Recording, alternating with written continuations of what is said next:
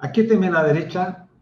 Después de la derrota que sufriera la derecha en las elecciones del 15 y 16 de mayo en la elección de los constituyentes, se ha venido desarrollando una intensa y sostenida campaña que busca generar en el país la sensación de inseguridad, de miedo al futuro, de incertidumbre. La derecha chilena es especialista en generar estos escenarios. Con el mercurio a la vanguardia tratan de incidir en la opinión pública. Tienen éxito en alguna medida.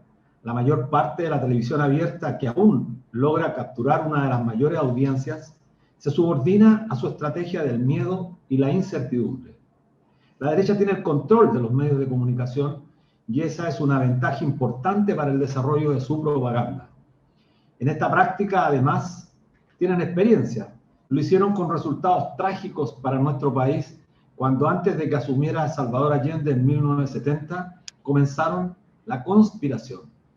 Desde el golpe militar a la fecha han tenido el predominio del poder sin contrapesos y han configurado un país y un Estado descaradamente al servicio de una minoría.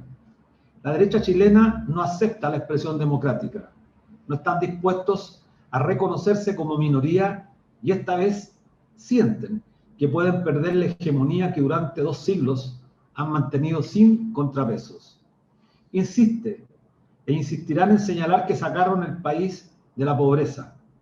Claro, comparados con los indicadores que teníamos bajo la tiranía cívica-militar, de la cual ellos formaron parte, es cierto que los indicadores mejoraron en estos 30 años, pero ocultan que al mismo tiempo, en el mismo periodo, se produjo la más alta desigualdad social y económica que el país conozca, que sitúa a Chile como uno de los países con mayor desigualdad social en el planeta. ¿Cómo no entender entonces las causas del estallido de octubre? La revuelta es la expresión de la profunda injusticia social. Ahora bien, el escenario se les torna complejo. La candidatura con mayor arraigo popular es la de Daniel Jadwe, en un escenario donde han sufrido pérdidas importantes en las gobernaciones, en alcaldías emblemáticas como la de Santiago, Viña del Mar, Maipú, Ñuñoa, Valdivia. El panorama se ve realmente auspicioso para las fuerzas que están justamente intentando cambiar el país. Entonces, la vieja política anticomunista que durante la Guerra Fría daba resultados, hoy la desempolvan y vuelven a la carga.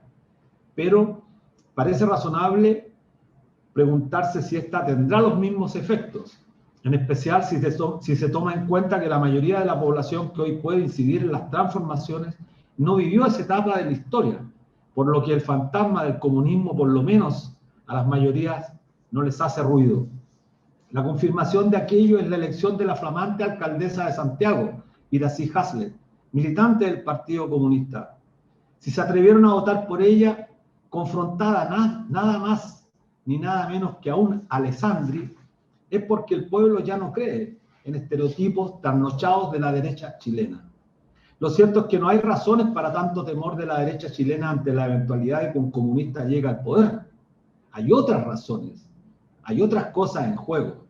Es el temor a que la ciudadanía, en su afán de recuperar derechos, termine colocando a Jadwe en la moneda, pero al mismo tiempo no esté dispuesta a contentarse con migajas y exija respuestas concretas a las demandas por derechos sociales.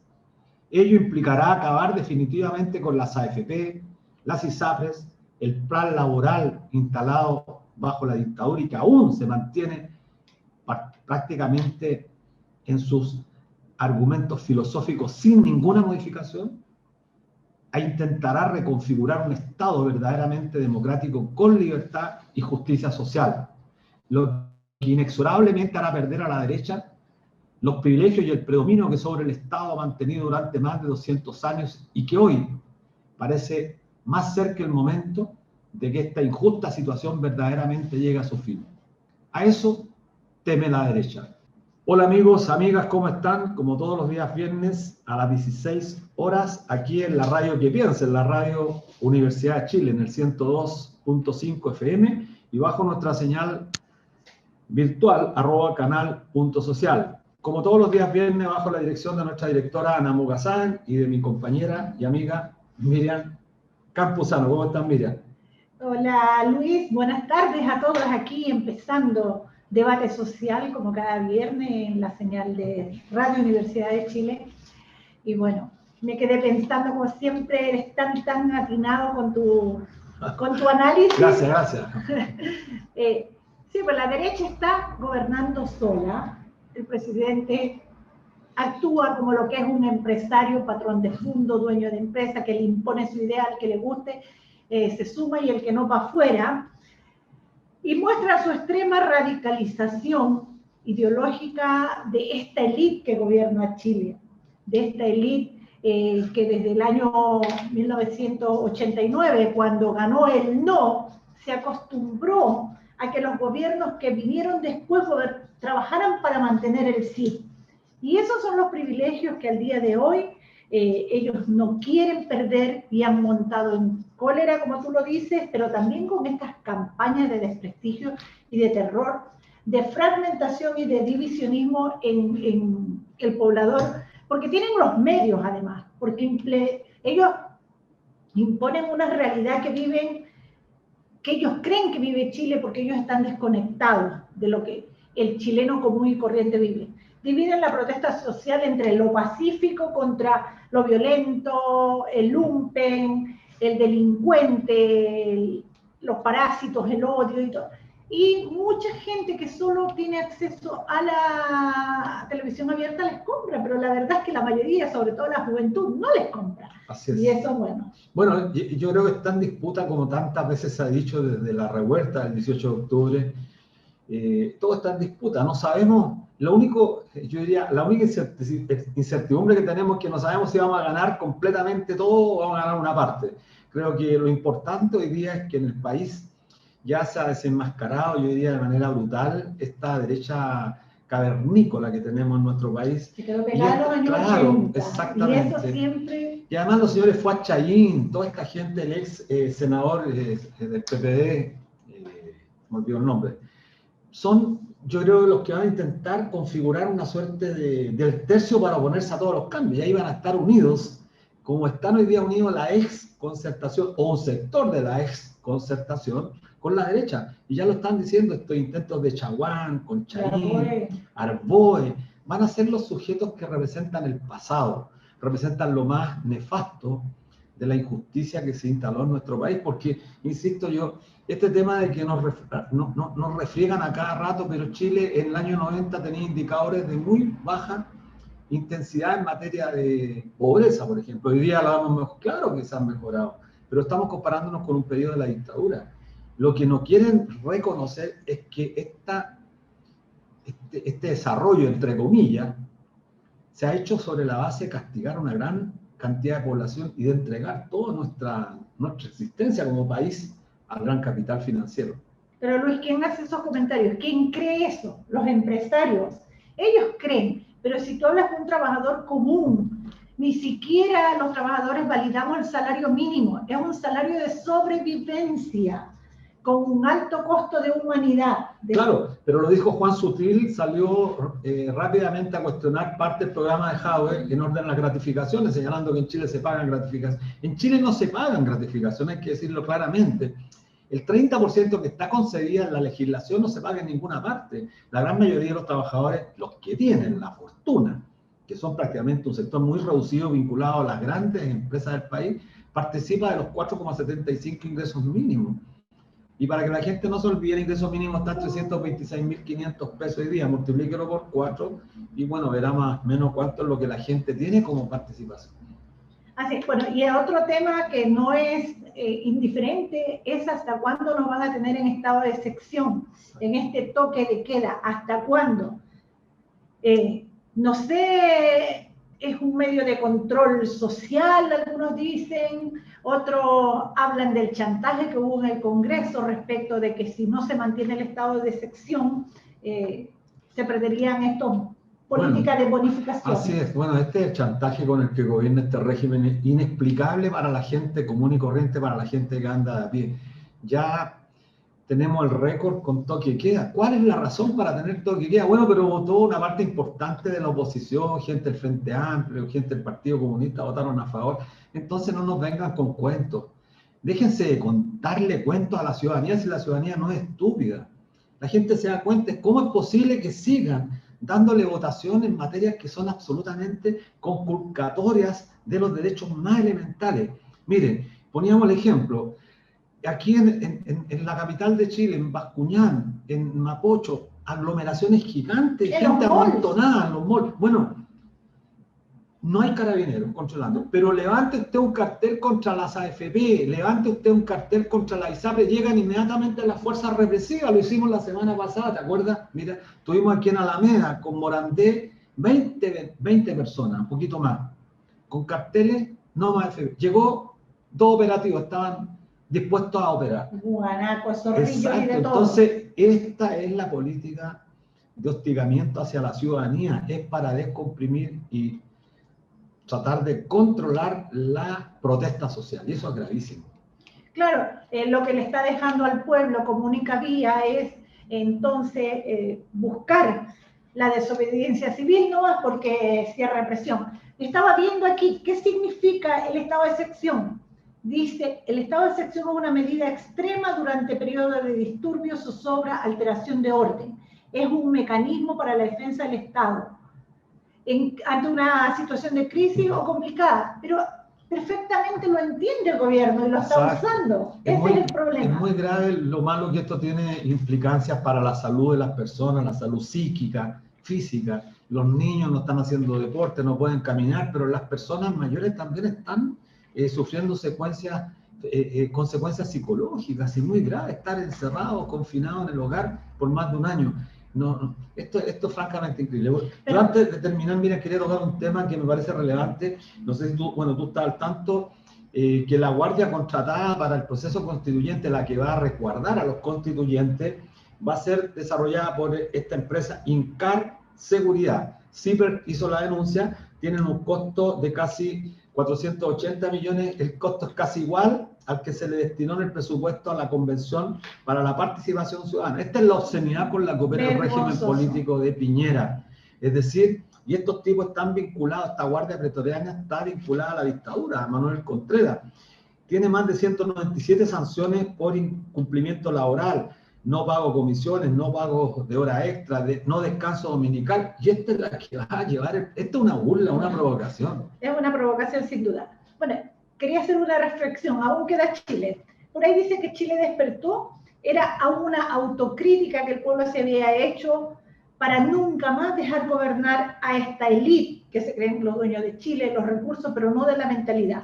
Nunca más van a gobernar sin la fiscalización popular. Y tanto es así que mañana se celebrará el segundo encuentro plurinacional de los pueblos, donde se busca y se ve el tema real de la participación de estos pueblos en el proceso de la Convención Constitucional. Están junto a movimientos sociales, organizaciones territoriales y un gran número de constituyentes electos, Luis. Sí, es muy importante, ya se hizo el segundo encuentro plurinacional mañana, sí. Claro, y es muy importante, están participando una cantidad, crece la participación de los constituyentes, pero con los movimientos sociales, representantes de los pueblos originarios, de los pueblos, particularmente el pueblo mapuche y los otros pueblos, el pueblo de Aguita, es decir, está confluyendo el pueblo, la ciudadanía, a pesar de todos los intentos por acallar la organización.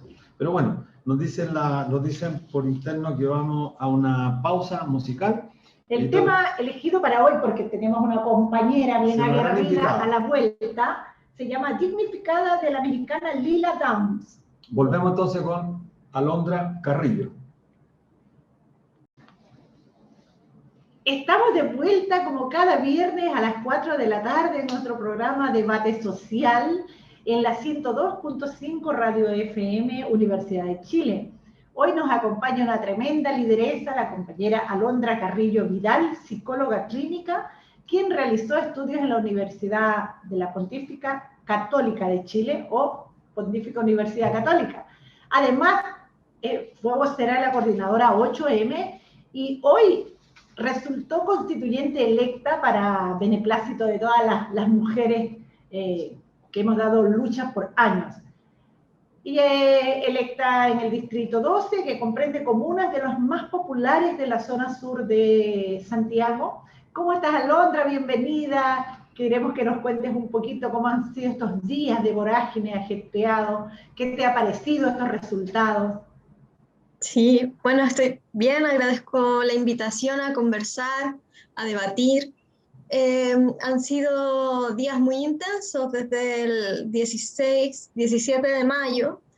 Eh, Hemos estado trabajando prácticamente todos los días con una intensidad que yo creo que no conocíamos antes para prepararnos para el momento, ¿no? de la instalación de la convención, pero también para eh, pensar y construir, imaginar metodológicamente lo que va a ser el proceso de participación popular anclado en las organizaciones sociales que nos permitan desbordar los límites de este proceso y afirmar el carácter democrático, deliberativo, libre, soberano del proceso constituyente que se hizo posible por la movilización social y por la protesta desde el 18 de octubre en adelante, pero también por las décadas de resistencia contra este orden, contra esta democracia tutelada y pactada, contra la impunidad. Así que han sido días bien intensos, pero muy interesantes. Muchas gracias, Alondra, por estar acá. Bueno, para quienes nos escuchan en la radio que piensen, la Radio Universidad de Chile, estamos con Alondra Carrillo, una de las dirigentes jóvenes electas. Para quienes no saben, pero la gran mayoría lo debe saber, fue vocera durante un largo periodo, pero importante, de la Coordinadora Feminista 8M. Y quienes la han visto en estas últimas semanas en la televisión podrán coincidir conmigo que es una de las dirigentes más lúcidas y que ha logrado instalar un sello tremendamente relevante. Quiero decirle aquí públicamente, Alondra, porque tenemos que reivindicar también a las nuevas figuras que están emergiendo y que con una postura bastante consistente, coherente además con lo que ha demandado el movimiento social, se resisten a ser, yo diría, a ser objeto de esta prepotencia instalada que está por los medios de comunicación. El 80-20, 80%, 20% expresó claramente, lo ha expresado sucesivamente, en que en este país la derecha es una derecha minoritaria, pero una derecha recalcitrante, derechista, muy derechista, pero pretenden, a pesar de ser una minoría, instalar en el debate la idea de que son mayoría y que quienes cuestionan, como Alondra lo ha hecho, son gente demencial, gente que no tiene propuesta, que quiere destruir el país. El viejo discurso de la política anticomunista que ha logrado en estas últimas 2 semanas, yo diría, reactivarse como nunca. Tú eres muy joven, no conociste una parte del periodo cuando se instaló la era de los 80. Era brutal la política anticomunista. Entonces, Alondra representa eso, una voz que quiere cambiar Chile. No queremos destruir nuestro país, queremos recuperar nuestro país. Creo que todos los que hemos luchado desde el movimiento social queremos recuperar nuestro país para los que habitan este país, no para un pequeño puñado. Hace poco se ha dicho que uno de los temas más conflictivos va a ser la instalación, Alondra, quería preguntarte sobre ese particular tema. Se ha dicho que el primer día hay que instalar la presidencia. Hay algunos que sugieren sectores de la Corte Suprema, pero parece que eso ya quedó resuelto. ¿Cuál es la opinión que has estado barajando tú con los demás compañeros? Sí, bueno, nosotras llegamos articuladas y articulados a la Convención Constitucional y quizá eso también sea relevante de subrayar. Las feministas no llegamos solas, ¿no? Nosotras llegamos en la Plataforma Feminista Constituyente Plurinacional. Además de eso, yo soy parte de un espacio que es Movimientos Sociales Constituyentes, del cual ustedes también son parte. Es un espacio de articulación dentro y fuera de la Convención Constitucional, de los movimientos sociales que hemos venido trabajando hace ya varios años. Y además estamos articuladas de manera incipiente en este espacio que es la vocería de los pueblos, ¿no? Un espacio de articulación de independientes provenientes del movimiento social, de diversas listas, de diversas formas de ingreso a la Convención Constitucional y escaños reservados de pueblos originarios. Y desde estos distintos lugares hemos ido abordando los diversos ámbitos que anteceden al momento de la instalación de la convención, que significa poner sobre la mesa algunas coordenadas para el debate político, que son coordenadas que podemos plantear porque pese a lo que esperaba la derecha y el poder constituido, tenemos una presencia importante y significativa al interior de la Convención Constitucional, siendo una de las articulaciones más numerosas, además en su interior. Y una de las cuestiones que se está discutiendo, sí, es la instalación, porque la instalación Se le llama instalación para la gente que quizás nos está escuchando y no sabe bien. La instalación es el momento en el cual nos vamos a encontrar por primera vez todas las constituyentes y los constituyentes electos y electas de manera presencial. Estamos mandatados básicamente a dos cosas: a elegir una presidencia y una vicepresidencia, y con eso dejar instalada la Convención Constitucional, aceptar el cargo, ¿no? Sobre la base de lo que decidamos, ¿no? No hay juramento ni promesa que esté escrita en la ley, sino que se trata de un momento en el cual aceptamos, ya sea individual o colectivamente, el cargo y votamos por la presidencia. Lo que estaba en disputa y que ha sido una discusión bien interesante es cómo se definen los detalles de una ceremonia de esas características, ¿no? Porque, bueno, sabemos que los partidos con expresión parlamentaria se dedicaron a discutir cuáles son los límites, qué puede discutir, qué no puede discutir la Convención Constitucional, cómo tiene que tomar sus decisiones, cuál es el quórum que tiene que tomar, en fin, un montón de cuestiones que nosotros planteamos que son cuestiones de orden político que la Convención debe resolver de manera soberana, pero de todos modos se atribuyeron la potestad de determinar esas cosas en función de sus acuerdos, ¿no? Pero dejaron en una absoluta anomia y sin ningún detalle todo lo que corresponde al procedimiento mismo de la instalación de la Convención, ¿no? Es decir, ¿cómo llegamos? ¿Cómo se realiza? ¿Cuál es la simbología que va a estar presente en el espacio? ¿Quién preside la instancia? ¿Cómo lo hace la gente de regiones? ¿Cómo viene? ¿Qué vamos a hacer los días posteriores? Es algo que tenemos que resolver ahí también y que nos corresponde a nosotras y nosotros. En fin, todos los detalles de ese momento. Y lo que vimos fue la reproducción temprana de una política que viene hace largo tiempo, que es la política del lobby. Un grupo acotado de constituyentes electas y electos se reúne y pide conversar bilateralmente, ¿no?, con el gobierno y plantearle algunas cosas. Cuando nos enteramos de eso, desde la vocería de los pueblos, planteamos que esa no era la forma en la que nos estábamos proponiendo hacer las cosas en este nuevo momento, y lo que hicimos fue autoconvocarnos como convención, como constituyentes electas y electos, y encontrarnos para poder determinar de manera colectiva y en función de una discusión política común esa instalación, los detalles simbólicos y prácticos de esa instalación. Y en eso vamos a estar ahora, en un ratito más. Tenemos la segunda reunión a las 10 de la mañana. Y el día domingo a las 10 de la mañana vamos a estar conversando también al respecto. Qué interesante, gran trabajo que han hecho.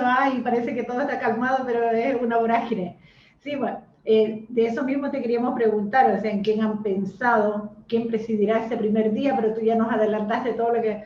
Porque también se habla de la ministra Carmen Gloria Valladares, de la Corte Suprema, pero en realidad eso es una definición que deberían dar.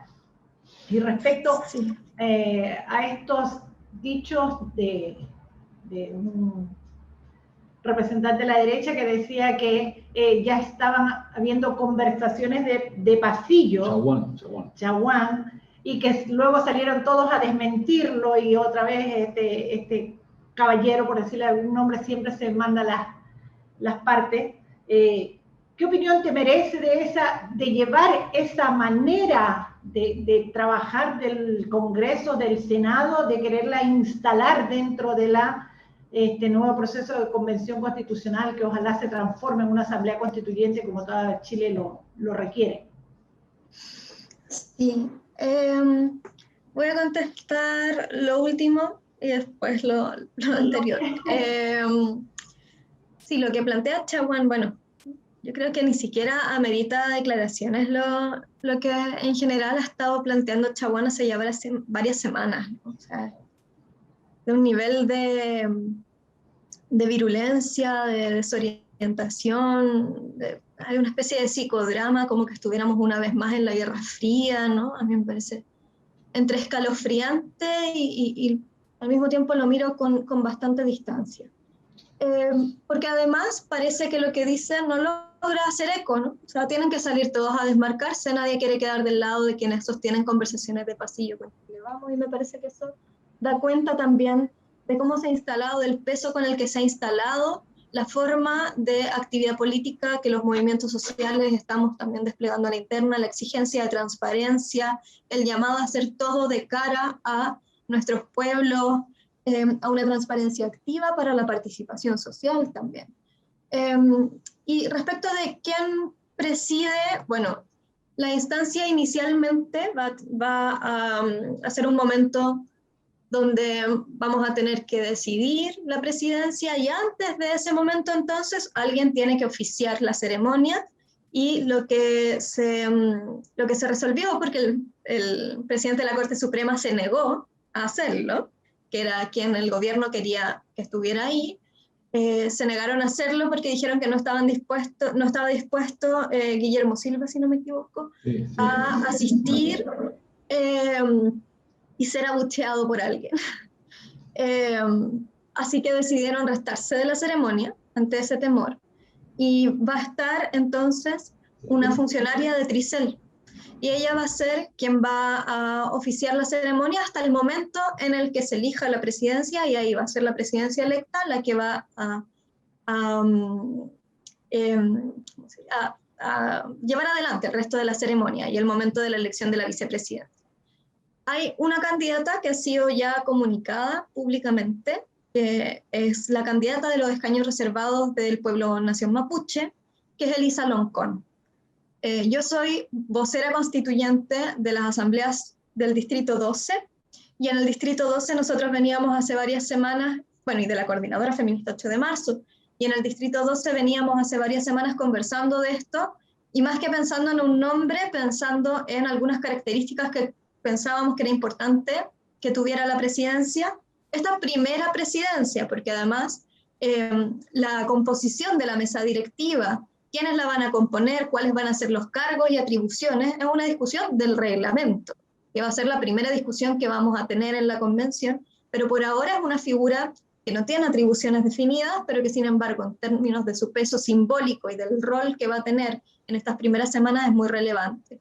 Y ahí lo que conversábamos era que tenía que ser una mujer, dando cuenta del histórico carácter no solamente paritario de la Convención Constitucional, sino que este es el primer proceso constituyente librado en el seno de un ciclo de movilizaciones feministas de masas, tanto en Chile como en el mundo, ¿no? Y marcando ese carácter que fuese una mujer independiente en el sentido de que no fuese militante de los partidos del orden, y nosotras pensábamos en las asambleas desde las asambleas territoriales, que fuese una mujer de pueblos originarios, también dando cuenta del carácter plurinacional de no solamente la instancia, sino del proceso constituyente en general.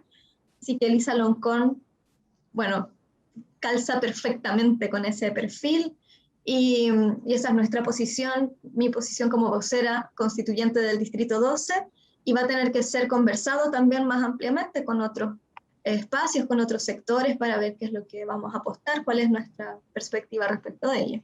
Sí, no, yo pienso que un nombre como ese de Elisa Loncón, yo creo que va a ser muy bien valorado por la ciudadanía, porque creo que cumple los atributos, las condiciones que tú señalas: mujer, en primer lugar; segundo lugar, independiente de los partidos del orden, creo que es un requisito sine qua non para dar una señal contundente a nuestro país; en tercer lugar, representante de los pueblos originarios, que duda cabe que las movilizaciones, a propósito de lo simbólico, levantaron la bandera mapuche como una expresión concreta de que estamos avanzando hacia la plurinacionalidad, y creo que eso es relevante. Me parece un acierto, porque como dices tú, esto es simbólico, y tiene muchos símbolos, y creo que una mujer mapuche va a hacer un impacto a nivel no solamente nacional, yo diría mundial. Y eso además derriba los intentos que hay detrás del poder de estar fraguando la repetición, la reproducción de lo mismo de siempre. Bueno, estamos para quienes nos están recién escuchando, con Alondra Carrillo, vocera del Distrito 12. Bueno, ya hay que dejar de hablar de los distritos, porque ustedes son convencionales constituyentes de todo el territorio, ya dejaron de ser parte de un distrito. Yo quería hacerte la siguiente pregunta, Alondra. A pesar de todo, siguen fraguando los señores Fachaín, Marcela Cubilla, los partidos del orden no se van a resistir nunca, eso hay que tenerlo claro, nunca van a dejar de conspirar. Y tenemos que decirlo claro, Miriam, tantas veces como sea necesario en la radio que piensa, que sectores que no representan a nadie, que han estado sobrevalorados, sobre representados por una institucionalidad que no ha permitido la expresión, como ahora ocurrió, han determinado el curso de nuestra historia. Mira, te quería preguntar sobre un tema anecdótico, lo conversábamos en la mañana con Miriam. Escuchamos una intervención del también constituyente Renato Garín, no sé si tú la has escuchado, y él plantea una cuestión que nos llamó la atención y que nos parece relevante. Ojo, creo que hay que poner atención a todas las reflexiones. Plantea que lo central en esta discusión va a ser el reglamento. Y nosotros también hemos pensado siempre que el reglamento, porque ahí se van a definir las metodologías, como bien dijiste tú, y después, si el reglamento es claro, lo demás tendría que venir por añadidura, ¿no? Los derechos sociales. La discusión quizás que más va a enredar va a ser el carácter del Estado, este nuevo Estado. Pero el reglamento es sustantivo. Y en esa discusión, Renato Garín plantea, bueno, y si nos tomamos todo el tiempo en la discusión del reglamento, va a ser lo sustantivo, lo fundamental, porque una vez que lo resolvamos, se van a definir los criterios. A diferencia de lo que plantean el Mercurio, su prensa, que el reglamento ya está definido con los criterios del acuerdo del 15 de noviembre. ¿Cuál es tu posición y cómo la ves? Porque también hay que decir que firmaron 34 constituyentes electos la primera declaración de la voz del pueblo, la vocería del pueblo, y después aumentó esto a 40 y tantos, pero además ustedes convocaron una reunión importante el lunes 21, donde participaron 87 personas, o sea, estamos hablando de las grandes mayorías. ¿Cómo es el proceso, Alondra? Sí. Lo primero que diría, y también haciendo relación a la primera declaración de la vocería de los pueblos, es de los pueblos porque están las compañeras y compañeros de escaños reservados. Entonces nos importa relevar ese carácter del pueblo en plural. No es lo mismo que la vocería, que la lista del pueblo, para dejarlo claro a nuestros auditores. No es lo mismo que la lista del pueblo. La lista del pueblo es una lista, una apuesta electoral, ¿no? que permanece, que tiene una asamblea, que tiene espacios de toma de decisión. Yo no soy de la lista del pueblo, no voy a meterme en detalles ahí, pero es otra cosa. La vocería de los pueblos tiene gente de la lista del pueblo. Estamos nosotras como candidatas de movimientos sociales constituyentes. Hay compañeras que entraron por algunos cupos independientes de la lista de Aprueba y Dignidad, como Manuel Arroyo, Vanessa Jope, Carolina Vilches de Modatima. Y están las compañeras y compañeros de escaños reservados. Es una articulación transversal en ese sentido, expresiva de los movimientos sociales y las fuerzas plurinacionales de la Convención que han querido encontrarse ahí.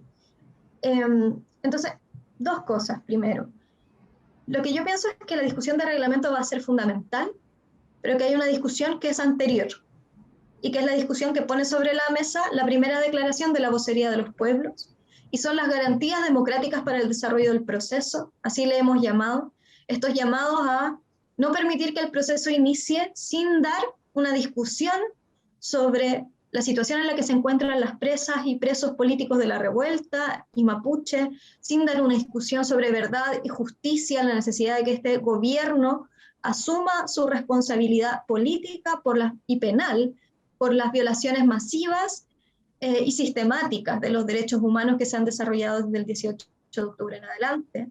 El inicio de un proceso de reparación que pueda ser tendiente a reconocer las violaciones a los derechos humanos, que es algo que no ha ocurrido por parte de este gobierno, pero también a romper el secreto que ha impedido la búsqueda de verdad y justicia en las violaciones a los derechos humanos de ayer, ¿no? Que garantizó la impunidad del régimen transicional, el cese de la militarización de Wallmapu, el cese de las expulsiones colectivas a migrantes. Son 5 puntos, junto con el punto de la soberanía, que tiene otro carácter, ¿no?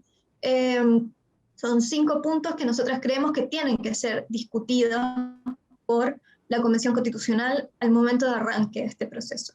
Y por otra parte está la discusión del reglamento, y a mí me parece que ahí lo que plantea Garín es bastante interesante, ¿no? O sea, darnos el tiempo adecuado para la discusión de reglamento. Sin embargo, eso tiene matices, ¿no? Porque en países como Bolivia, por ejemplo, la discusión de reglamento fue una forma de esos sectores minoritarios de trabar el quehacer de la Asamblea Constituyente y de intentar impedirlo lo más posible, ¿no? Y la mayor parte del tiempo se empleó en esa discusión inicial. A mí me parece que Es cierto que tenemos que darnos el tiempo para la discusión del reglamento, un reglamento para la participación, para la probidad, un reglamento que comprenda inhabilidades para quienes tienen conflictos de interés con la mantención de lo que existe, un reglamento que incluya la sanción de la violencia patriarcal de género, la violencia racista, que pueda darse al interior de la Convención Constitucional y en el desarrollo de su quehacer, un reglamento que pueda contemplar los diversos modos de participación vinculante de las comunidades, en fin, pero la discusión del reglamento no puede convertirse en un primer momento en que se trabe el quehacer de la Convención Constitucional en función de lo que exija una derecha que, como tú bien planteabas, Luis, es una fuerza minoritaria de la Convención y es una fuerza que se ha mostrado una y otra vez comprometida con la mantención de lo que existe en oposición a lo que hemos afirmado desde los pueblos, que es la necesidad de transformar esta forma de organizar nuestro país, esta forma de organizar la vida. Eso es lo que sin duda que le das buenos argumentos de que es necesario tener cosas claras independiente del tiempo, como la gente de estos personajes que quieren encasillar a la Convención en sus normas y en sus definiciones. Bueno, uno de los aspectos firmados por la vocería de los pueblos, pero también me gustaría que recalcara qué significa la soberanía, para que nuestros auditores lo entiendan. Y uno de los aspectos firmados por la vocería de los pueblos era reclamar la soberanía de la Convención Constituyente, y que fue lo que levantó este polvo tras la declaración. ¿Cuál es la visión de los constituyentes, del resto, con lo que pasó este lunes? ¿Qué pasó el lunes? Sí, son dos cosas. Lo primero sobre la soberanía es lo siguiente, es decir, una instancia como la Convención Constituyente tiene un lugar en el entramado institucional de un país.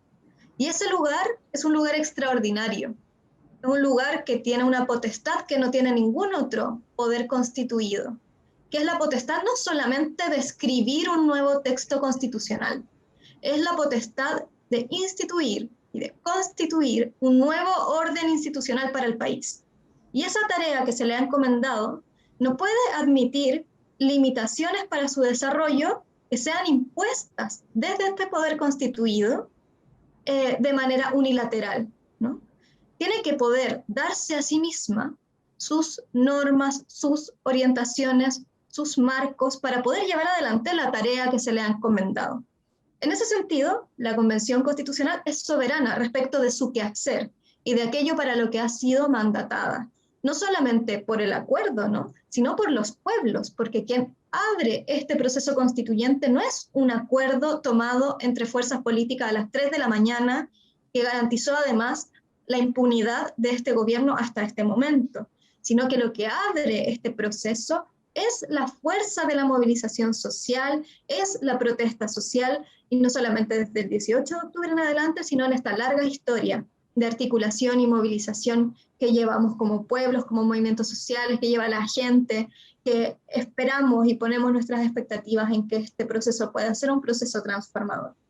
Se ha tratado de confundir el carácter soberano de la Convención Constitucional con un carácter plenipotenciario, donde la Convención Constitucional se arrogaría de pronto y de un día para otro todas las atribuciones y todos los poderes del Estado, ¿no?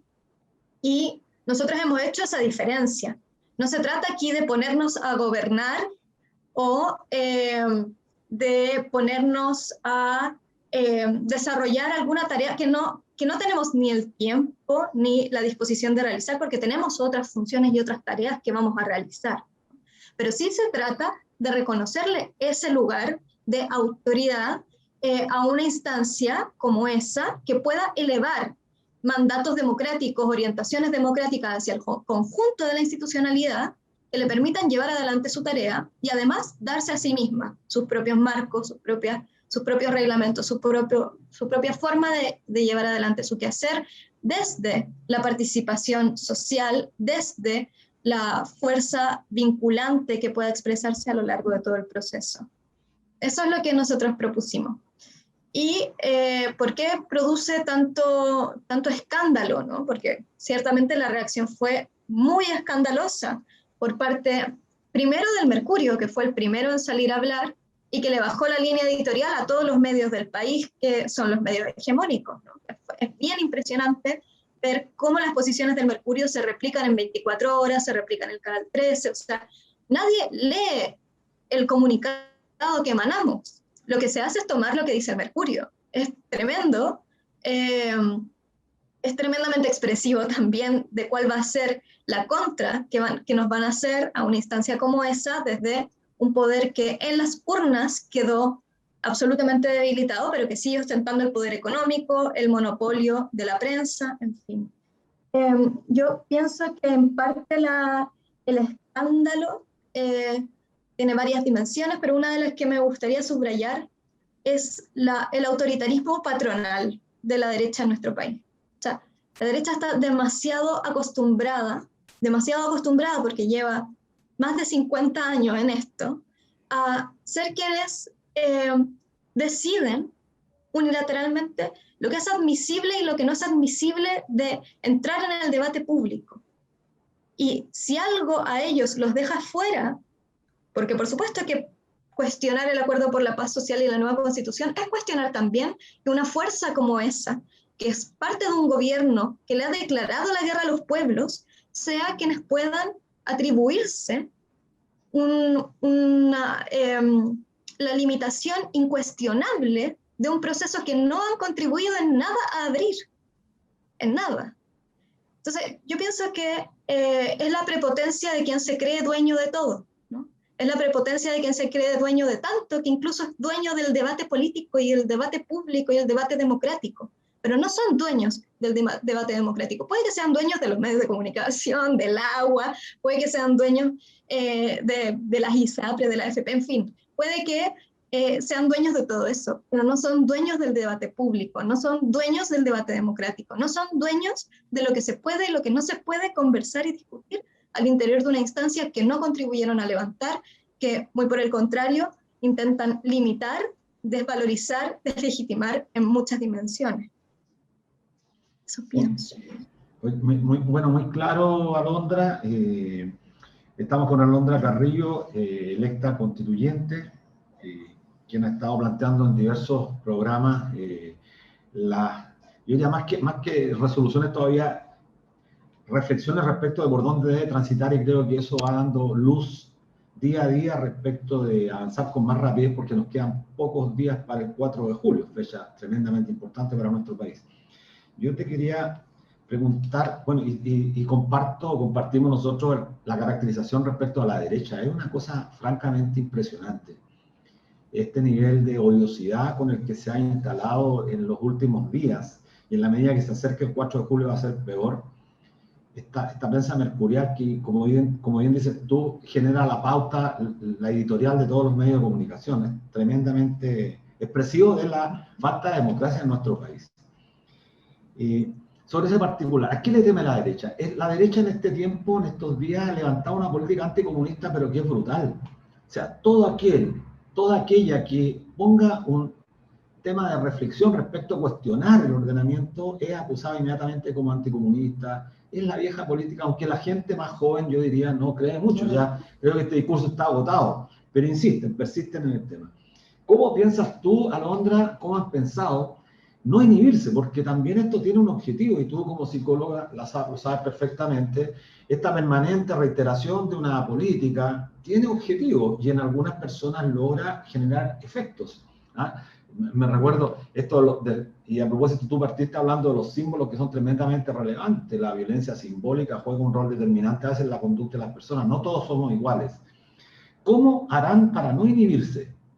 Para no inhibirse, que es una cuestión tan elemental. O sea, hablar con la claridad que hablas tú, Alondra.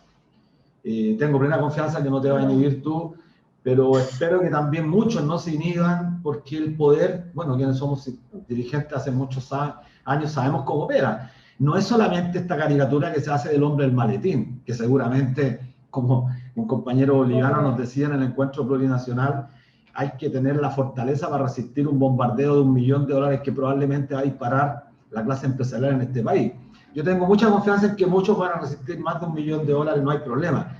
Pero este es el otro fenómeno, y tú lo sabes bien, el fenómeno de la inhibición, la prepotencia intelectual, la arrogancia con que algunos se visten esta suerte de premios nacionales, postdoctorados, etcétera, etcétera. ¿Cómo se has visto ese tema, Alondra?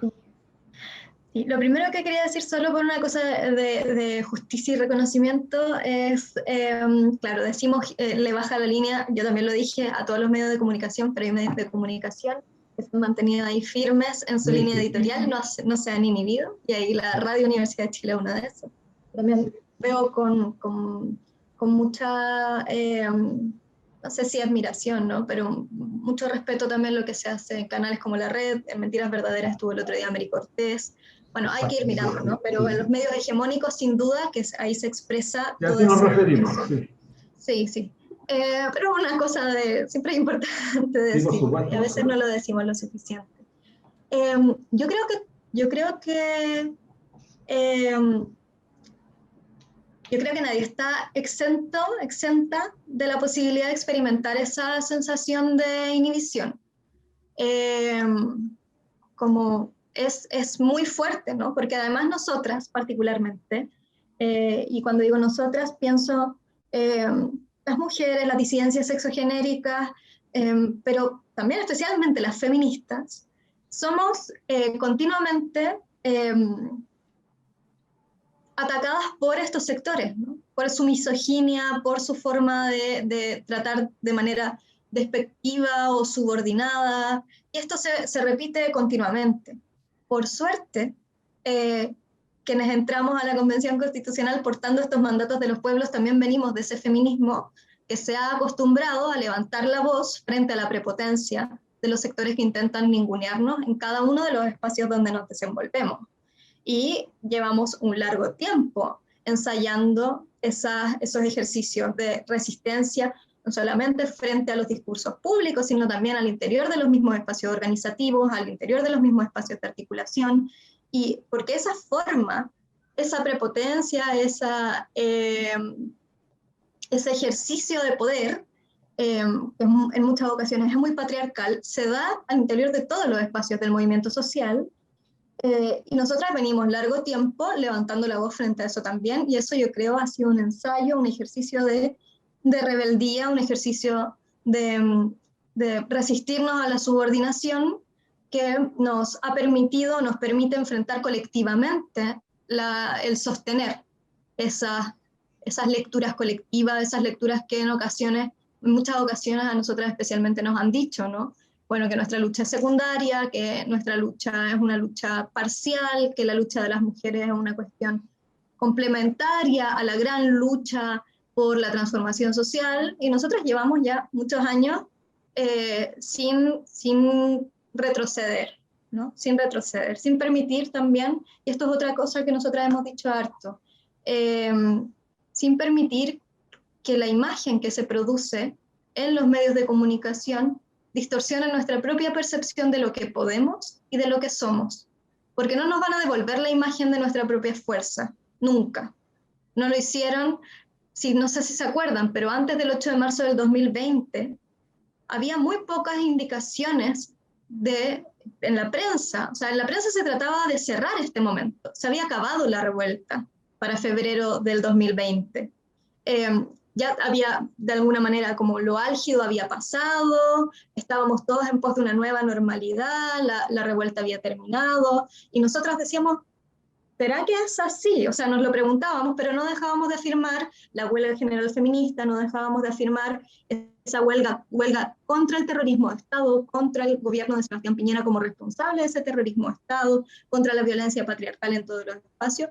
Y nos encontramos con que pese a esa devuelta de imagen de los medios de comunicación, el 8 de marzo del 2020 fue la movilización más grande que ha habido en nuestro país, fue la movilización más grande de la revuelta y fue una reactivación de la revuelta misma, ¿no? De la mano del feminismo, de la mano de la movilización de mujeres y disidencias sexogenéricas. Entonces, no comprarles, ¿no? Ese es como el aprendizaje que nosotras sacamos de esto.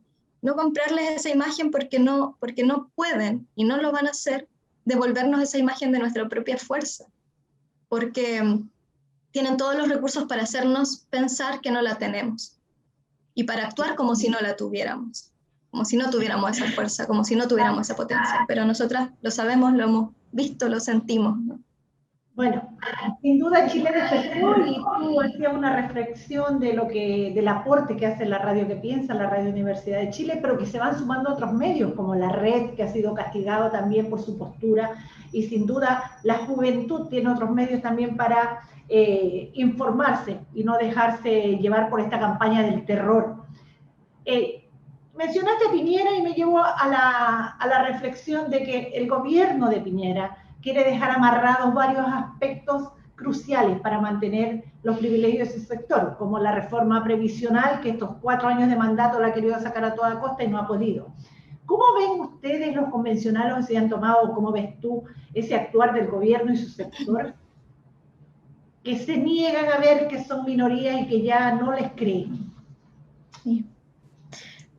Y bueno, yo creo que la derecha actúa su deseo, ¿no? Yo creo que todos hacemos un poco eso. Y tienen el deseo de poder, como tú dices, dejar amarradas algunas cosas. Pero yo creo que es un deseo imposible. O sea, yo creo que por más que lo intenten, ¿no? Por más que hagan una reforma previsional, que por supuesto hay que oponerse porque es una reforma que profundiza el sistema de AFP, muestra o da una señal más institucional del interés absoluto de mantener este régimen, en fin. Pero esto no va a dejar amarrado algo. Yo creo que ahí también tenemos que confiar un poco más en nosotras, en nosotros y en nuestra fuerza y en nuestra capacidad, porque pueden querer amarrar lo que quieran, ¿no? O sea, pueden proponerse amarrar cualquier cosa en el Parlamento, pero lo que se viene no lo pueden amarrar de antemano. Va a cambiar el Parlamento, vamos a tener un Parlamento unicameral, yo estoy como absolutamente segura de que eso va a ser así. Vamos a tener una institucionalidad distinta, vamos a tener un nuevo sistema de pensiones, yo estoy absolutamente segura de que es así, porque los pueblos lo han exigido, porque es una voz mayoritaria, porque se escucha con fuerza, porque es como, nada, o sea, desde mi perspectiva no habría cómo, no tendrían cómo esos sectores evitarlo, ¿no? Entonces yo pienso que en realidad es poco lo que pueden dejar amarrado. Pueden hacer hasta el último día en que estén en el Ejecutivo todos los esfuerzos de comunicacionalmente no doblegar en nada su línea, en nada, y no retroceder ni un paso, y seguir afirmando, seguir levantando, seguir poniéndole la 9ª suma urgencia al TPP-11, en todo caso, eso sí espero que no se apruebe para nada. Pero es porque están ante algo que saben que no van a controlar, que no pueden controlar, que es el devenir de un proceso constituyente que por más que han intentado limitarlo, secuestrarlo, coartarlo, sigue afirmando que es quizá el único, no sé, vamos a ver cómo se comportan las presidenciales, pero quizá el único momento institucional de este contexto en el que están expresadas los anhelos, las expectativas, los deseos, ¿no? De transformación y de cambio, y que ahí estamos, ¿no? Y que ese proceso se viene igual, así que ningún amarre va a ser tal, creo yo. Hemos conversado con Alondra Carrillo, dirigente joven, representante de los pueblos, de la vocería de los pueblos, además una destacada dirigente del movimiento feminista 8M. Así que un gran abrazo, Alondra, muchas gracias por haber estado compartiendo aquí en la Radio Universidad de Chile, la radio que piensa. Un gran abrazo y mucho éxito. Un abrazo, que estén muy bien, muy interesante la conversación. Gracias, cuídense mucho. Chao.